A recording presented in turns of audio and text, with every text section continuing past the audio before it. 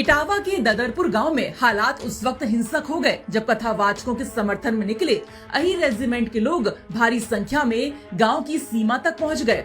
Police ने जैसे ही भीड़ को रोकने की कोशिश की, पत्थरों की बरसात हो गई। जवाब में पुलिस को भी एक्शन में आना पड़ा।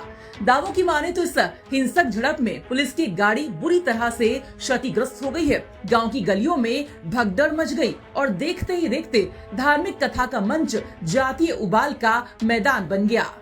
मौके पर भारी पुलिस बल तैनात है, लेकिन गांव में अब भी तनाव का माहौल है। दरअसल ये पूरा विवाद ददरपुर गांव में पिछले दिन हुए भागवत कथा से जुड़ा है, जो अब सिर्फ धार्मिक आयोजन नहीं रहा।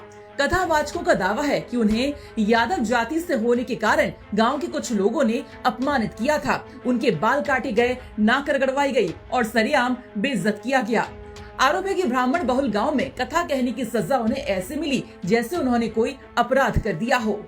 फिर इस घटना का वीडियो वायरल होते ही मामला सोशल मीडिया से होते हुए सड़कों तक जा पहुंचा और इसे जातीय भेदभाव की खुली मिसाल बताया। लेकिन कहानी यहीं खत्म नहीं होती है। दूसरी ओर कथावाचक पर गंभीर आरोप लगा दिए गए। गांव की एक महिला परीक्षित और उसके परिवार ने कथावाचक पर अश्लील हरकत करने और धमकाने का आरोप लगाया है। हालांकि महिला परीक्षित और उनके परिवार ने जो एफआईआर दर्ज कराई है, उसमें छेड़छाड़ का कहीं कोई जिक्र नहीं है। अब ये मामला पूरी तरह से उलझ चुका है। एक और कथावाचक खुद को जाति हिंसा और सामाजिक अपमान का शिकार बता रहे हैं, तो दूसरी तरफ उन पर ये केस दर्ज कर लिया गया है। ददरपुर की गलियों में इस समय सिर्फ पुलिस की मौजूदगी नहीं, बल्कि तनाव का हंगामा भी है। जहां कभी भजन कीर्तन की गूंज होती थी, अब अफवाहों और आरोपों की फुसफुसाहट है। भागवत कथा अब सवालों के घेरे में है। आस्था का मंच अब जातीय नफरत की आग में गिरता दिख रहा है।